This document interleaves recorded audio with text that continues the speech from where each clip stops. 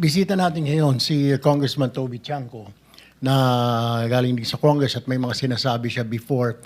Can you confirm this, Kong Toby, yung sinasabi niya na sa NEP pa lang may mga insertions na. Paano ba ito natin mahihimay? Paano mo natalisod? Or can you tell us the process? Hindi ko po masasabi kung sa NEP pa lang ay may insertions na. No? Dahil ang pinaaral sa akin noon, ganito po yan. Ako po ay pinatawag sa meeting noong March 24, 2025, no? Sa Malacanang at nahandun po si Presidente, si Sec Mina at si Sec Manny Bonoan.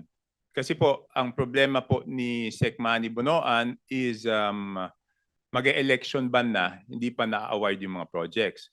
Si Sec Mina naman, kinukulit daw siya ng House of Representatives na i-release na yung mga ang pinag-uusapan dito po yung FLR. Ito po yung pinahold na mga projects dahil nga nabawasan yung mga flagship projects ng executive branch at napunta dito sa mga insertions na to. So lahat po ng insertions pinahold. Noong March 24, nung pagpunta ko sa meeting, nalaman ko na kaya pala ako nahandon is because yung House of Representatives, Your Honor, hindi pa binibigay yung listahan ng insertions. While the Senate, nalaman ko noon, nung January, nung hiningi, 3 days na bigay ng Senate. So sabay silang hiningan, yung Senate gave it within 3 days, yung House of Representatives hindi pa binibigay ng March 24. So ang role ko noon is hingin po sa House of Representatives. Mr. Chair, did they give you reason bakit tumagal ng ganon? I mean, inabot ng, you said, ilang linggo? Hindi, March 24 po. So January, February, more than 2 months. 2 months binigay sa yung listahan? Hindi, 2 months wala pa po. Wala nung pa. March 24. Okay. So, tinanong ko kay Sec Mina, kanino ko hihingin? Sabi niya, ang kausap sa House is si Congressman J.J. Suarez.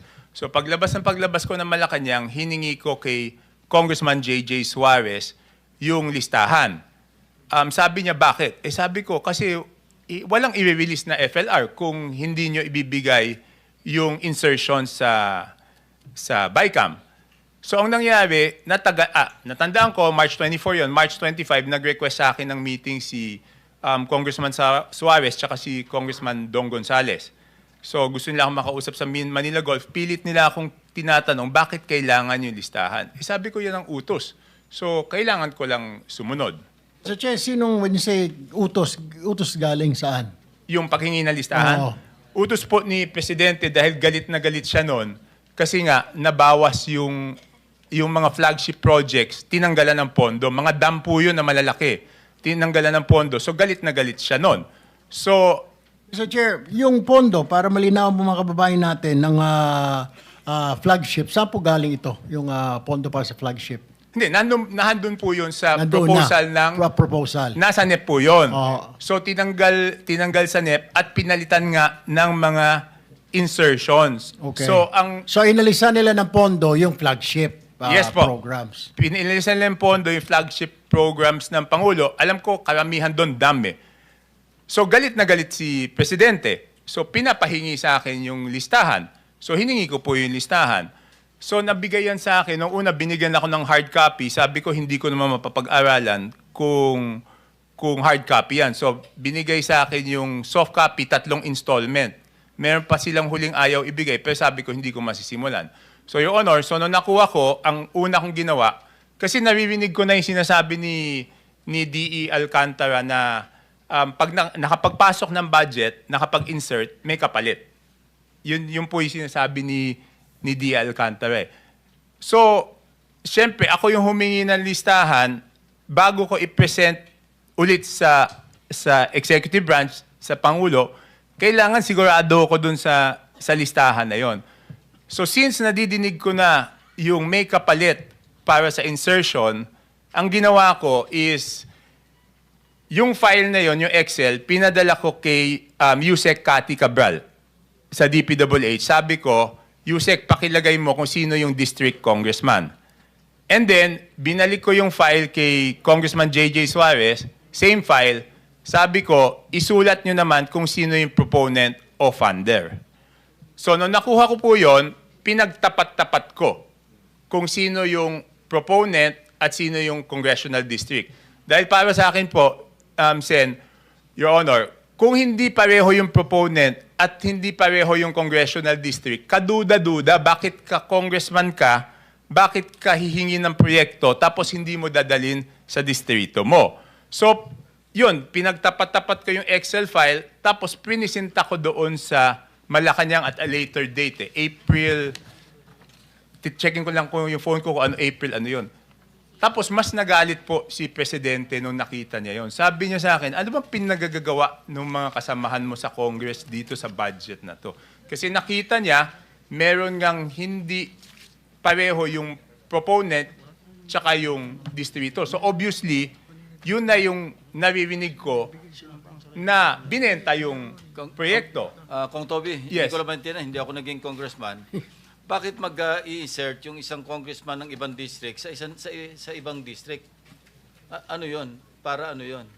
Eh kasi po, ang duda ko doon, first of all, it's not logical. Di ba kami, congressman, kunyari, hihingi akong proyekto, syempre dadalhin ko sa nabotas. So since naririnig ko na yung bentahan, paano ko ito representa sa Pangulo, tsaka kay Sec Mina, tsaka kay Sec Manny, na hindi naman ako yung masisisi. Kasi kung may mamali akong mabigay na impormasyon doon, ako masisisi, di ba? So, bentahan, congressman ang nagbebenta sa another congressman? Hindi ko na po alam kung sa congressman, kung sa contractor, sa kung saan binibenta. Pero naririnig ko na kasi yung 20%. Pero kaya ko lang ngayon binabanggit yan because previously wala akong proof. So ngayon po, doon sa testimony ni D. Alcantara, nagkadugtong na yung duda ko, ay yung naririnig ko, open secret naman yan eh. Dinig na open secret yan na yung 20% pag in-insert, may kapalit na, ano bang term na ginamit niya po? Hindi ko alam kung anong term na ginamit Okay. niya eh. So, alimbawa si Congressman A sa District 1 nag-insert para sa distrito o District 2 ni Congressman B. Hindi, sir. Ibig Sir, sabihin, Sen. hindi, ano lang to, Oh. hypothetical. Ano? Mm. Si Congressman B, babayaran niya si Congressman A ng 20%? Hindi, maaaring hindi po siya eh. Kasi minsan hindi alam ng congressman na si... Sir, Sen Ping, pwede pong Mr. Chairman, pwede pakita lang yung file para mas ma-visualize. Minsan kasi hindi alam ng congressman eh. Yun yung tinatawag na sagasa. Magugulat na lang siya pagdating ng GAA na may pondo. Hindi, yung nauna muna. Yung naunang file, yung kay Congressman Saldico.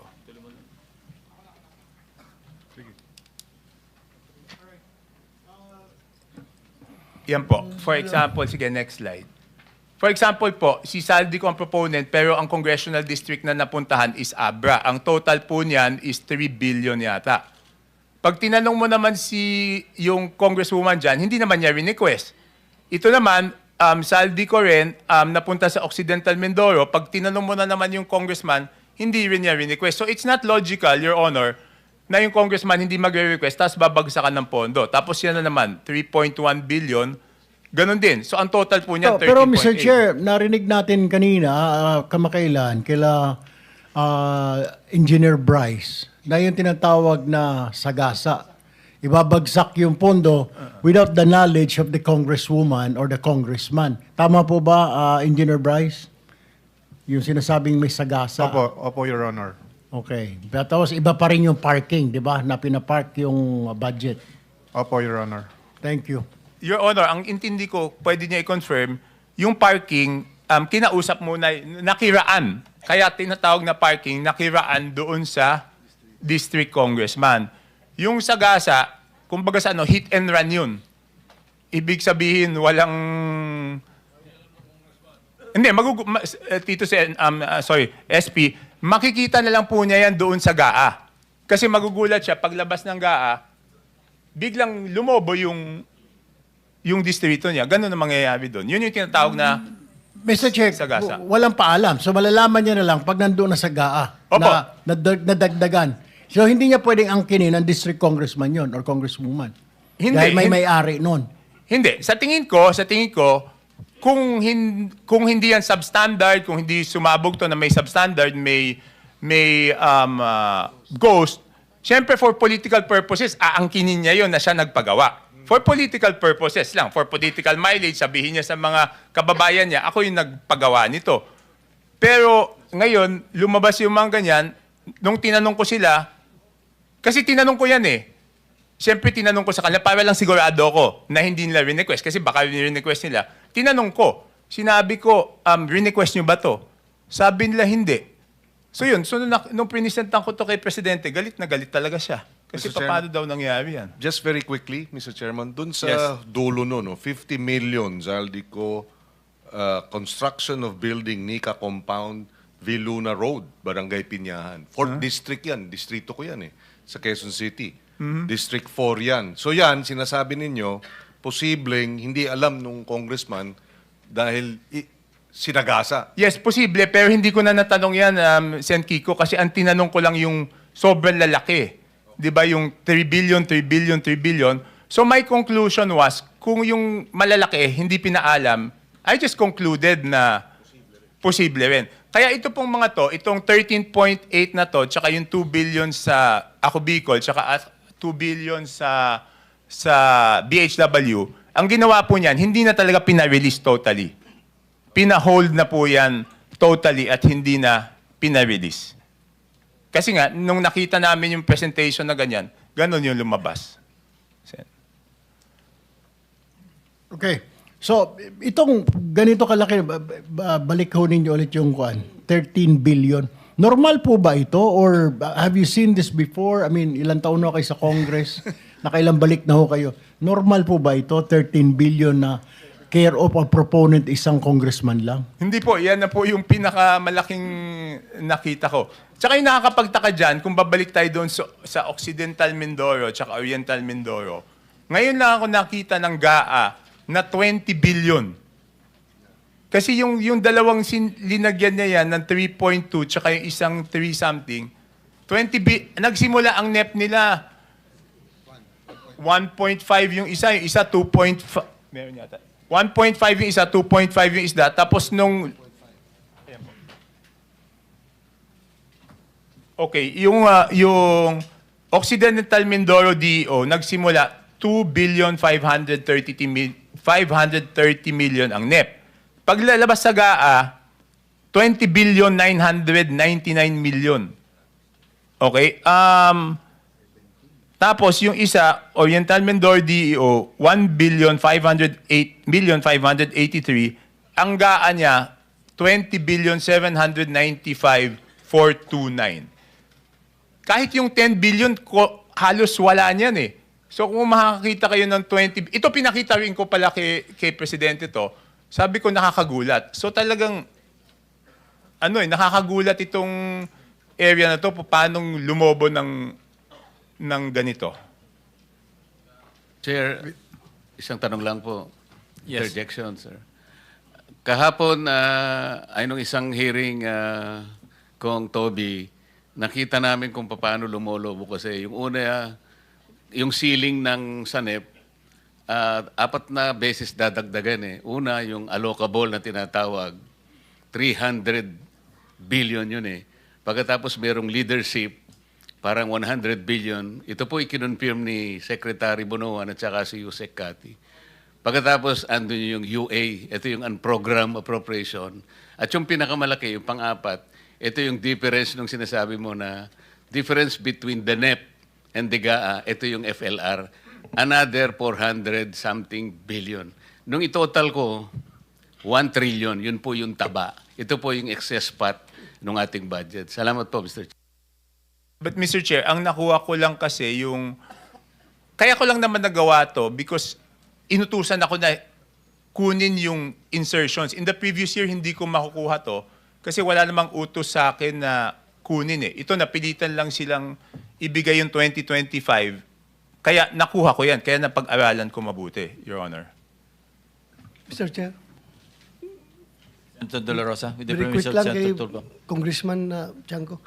Sir, itong list na pinakita mo, ito ay program Yes po. appropriations.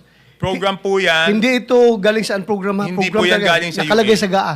Nakalagay po yan sa GAA. Yan po yung mismong mga description, yan po yung mismong amount na nakalagay sa GAA. Ang pina-fill up ko lang doon sa Congress is kung sino yung proponent. So mismong galing po sa GAA yan. Pero hindi po na-release dahil nga nung nakitang ganyan, pina-hold ka agad yan. Okay. Thank you, Mr. Chair.